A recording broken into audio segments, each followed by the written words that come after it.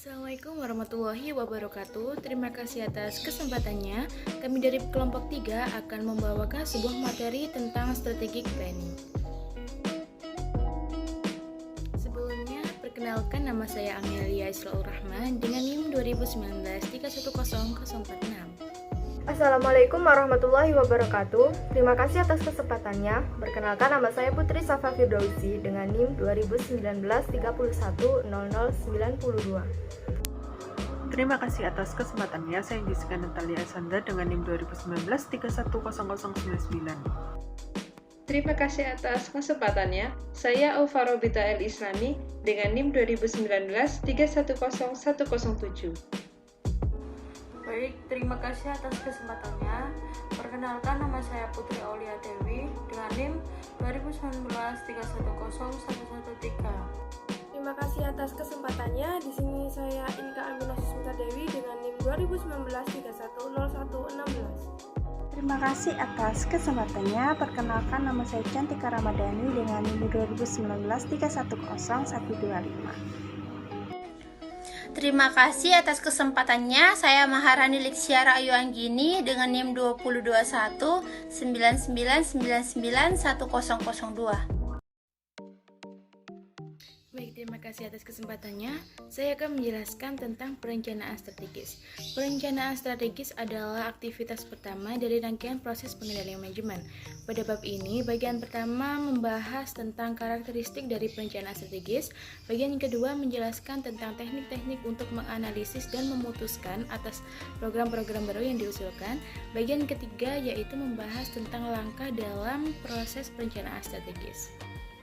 Baik, selanjutnya pada bagian pertama membahas tentang karakteristik dari perencanaan strategis. Yang ke-1 ada hubungan dengan formulasi strategis. Jadi, perbedaan antara perencanaan strategis dan formulasi strategi adalah bahwa formulasi strategi itu merupakan proses untuk memutuskan strategi baru. Sementara untuk perencanaan strategi merupakan proses untuk memutuskan bagaimana mengimplementasikan strategi tersebut. Yang kedua ada evolusi dan perencanaan strategis. Jadi pada 5 tahun yang lalu itu perencanaan strategis tidaklah sistematis. Perencanaan tidak dijalankan secara terkoordinasi. Namun, dengan berjalannya waktu, manajemen itu menyadari bahwa tujuannya adalah untuk mengambil pilihan yang sulit di antara program-program alternatif yang ada, bukan eksplorasi angka anggaran, dan berfokus pada program melalui proses analisis dan diskusi informal. Sekian presentasi dari saya, selanjutnya akan dijelaskan oleh rekan saya. Terima kasih. Terima kasih atas kesempatannya. Di sini saya akan melanjutkan penjelasan materi dari rekan saya. Selanjutnya ada manfaat dan keterbatasan perencanaan strategis. Manfaat perencanaan strategis. Yang pertama ada kerangka kerja untuk pengembangan anggaran. Rencana tersebut memfasilitasi formulasi dari anggaran yang efektif dan rencananya memfasilitasi keputusan alokasi sumber daya yang optimal yang mendukung opsi-opsi strategi kunci. Lalu yang kedua, alat pengembangan manajemen. Perencanaan strategi formal adalah alat pendidikan dan pelatihan manajemen yang unggul dalam memperlengkapi para manajer dengan suatu pemikiran mengenai strategi dengan implementasinya. Tidak salah kalau ada orang yang mengatakan bahwa proses adalah lebih penting dibandingkan dengan output yang merupakan dokumen rencana. Lalu yang ketiga, ada mekanisme untuk memaksa manajemen memikirkan jangka panjang. Proses perencanaan strategis formal memaksa manajer untuk menyediakan waktu guna memikirkan masalah-masalah jangka panjang yang penting. Dan yang keempat, ada alat untuk menyejajarkan manajer dengan strategi korporat. Debat, diskusi, dan negosiasi yang terjadi selama proses perencanaan mengklarifikasi strategi korporat. Menyatukan dan menyejajarkan manajer dengan strategi semacam itu dan mengungkapkan implikasi dari strategi korporat bagi manajer individual. Seperti yang akan ditunjukkan, keputusan program dibuat pada suatu waktu dan rencana strategis menyatukannya. Pembuatan rencana strategis mungkin mengungkapkan bahwa keputusan-keputusan individual tidak menciptakan suatu keseluruhan yang memuaskan. Selanjutnya ada keterbatasan dalam perencanaan strategis. Keterbatasan tersebut yaitu yang pertama, bahwa perencanaan berakhir menjadi pengisian formulir, latihan birokrasi tanpa pemikiran strategis. Lalu yang kedua, bahwa organisasi mungkin menciptakan departemen perencanaan strategis yang besar dan mendelegasikan pembuatan perencanaan strategis kepada para staf dari departemen tersebut sehingga berkesan mengabaikan input dan manfaat dari proses. Rencana strategis yang secara formal yang diinginkan oleh perusahaan adalah memiliki karakteristik sebagai berikut. Yang pertama, adanya keyakinan dari manajemen puncak akan pentingnya perencanaan strategis. Lalu yang kedua, organisasi yang dijalankan bertaraf besar dan rumit, dan perlu diperhatikan masalah struktur dan isi program, hubungan organisasional, dan gaya manajemen puncak. Dan yang terakhir, yaitu prediksi ketidakpastian yang akan timbul di masa depan. Terima kasih. Terima kasih atas kesempatannya. Saya akan melanjutkan penjelasan dari rekan saya. Selanjutnya adalah struktur dan konten program. Di sebagian besar organisasi industri, program ada produk atau keluarga produk yang ditambah dengan penelitian dan pengembangan, kegiatan umum dan administrasi, akuisisi yang telah direncanakan, atau kegiatan penting lainnya yang tidak sesuai dengan lini produk yang tersedia. Rencana strategis mencakup periode 5 tahun mendatang. 5 tahun adalah waktu yang cukup lama untuk memperkirakan konsekuensi dari keputusan program yang telah dibuat saat ini. Konsekuensi dari keputusan untuk mengembangkan dan memasarkan produk baru atau untuk memperoleh aset modal baru yang besar mungkin tidak disarankan sepenuhnya dalam waktu yang lebih singkat. Selanjutnya adalah hubungan organisasi. Proses perencanaan strategis yang melibatkan manajemen senior dan manajer bisnis unit atau pusat tanggung jawab utama lainnya yang dibantu oleh staf mereka. Tujuan utamanya adalah untuk meningkatkan komunikasi antara eksekutif dan unit bisnis yang memberikan urutan kegiatan terjadwal, yang melalui hal tersebut mereka dapat mencapai serangkaian tujuan yang telah disepakati dan telah direncanakan. Manajer departemen individu biasanya tidak berpartisipasi dalam proses perencanaan strategis.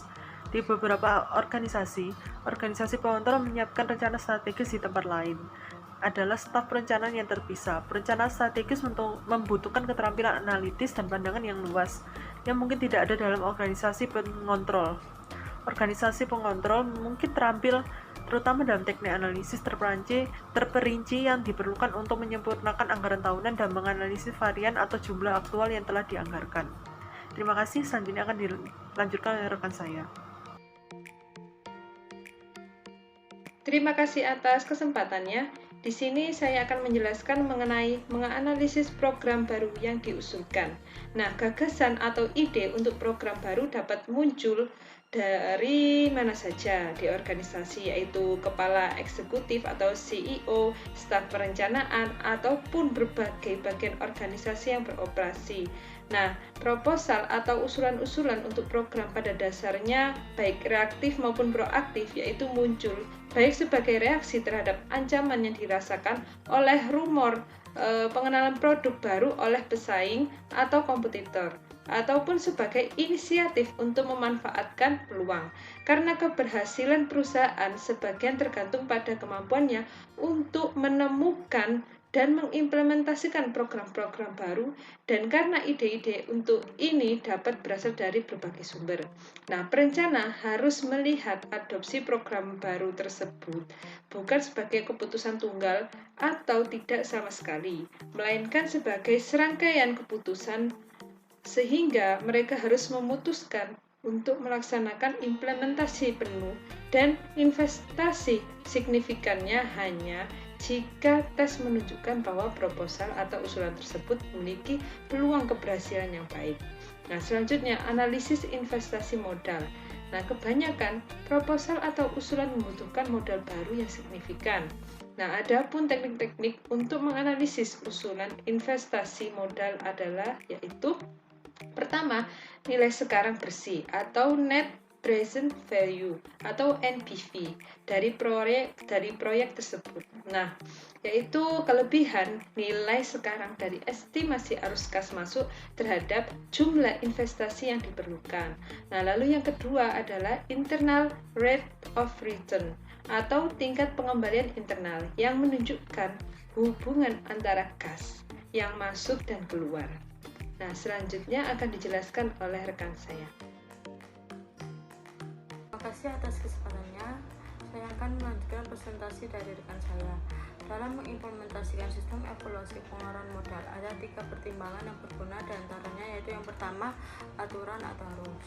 Perusahaan umumnya mempublikasikan aturan dan prosedur untuk persetujuan usulan pengeluaran modal dengan berbagai besaran. Usulan pengeluaran yang kecil dapat disetujui di tingkat manajer pabrik bergantung pada total jumlah yang telah ditentukan dalam 1 tahun, dan usulan yang lebih besar akan diteruskan ke manajer unit bisnis, lalu ke CEO, dan dalam kasus usulan yang sangat penting ke dewan direksi.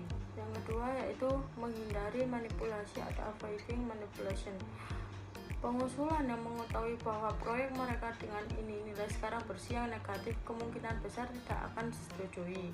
Bisa saja nekat bahwa proyek tersebut harus diambil. Yang ketiga yaitu model.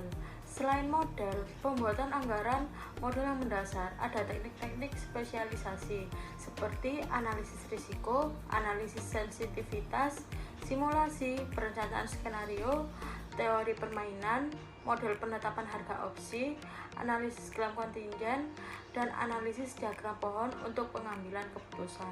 Selanjutnya akan dijelaskan oleh rekan saya. Terima kasih atas kesempatannya. Di sini saya akan menjelaskan organisasi untuk analisis. Nah, satu tim mungkin mengevaluasi usulan yang besar dan luas. Proses tersebut mungkin memerlukan waktu setahun atau lebih. Untuk usulan kecil, sejumlah diskusi terjadi antara pengusul dan staf kantor pusat. Beberapa eksekutif fungsional maupun ini menandatanganinya sebelum diserahkan ke CEO.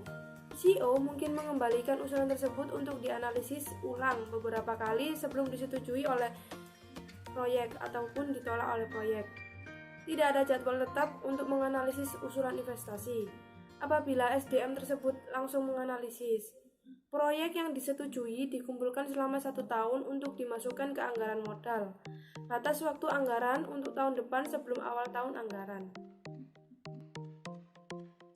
Program yang sedang berjalan. Beberapa teknik analisis yang dapat membantu dalam proses ini yaitu yang pertama, analisis rantai nilai adalah sekelompok aktivitas yang menciptakan nilai dan saling berhubungan yang menjadi bagiannya, dari memperoleh bahan baku dasar untuk memasok komponen sampai membuat produk akhir dan mengantarkannya ke pelanggan akhir.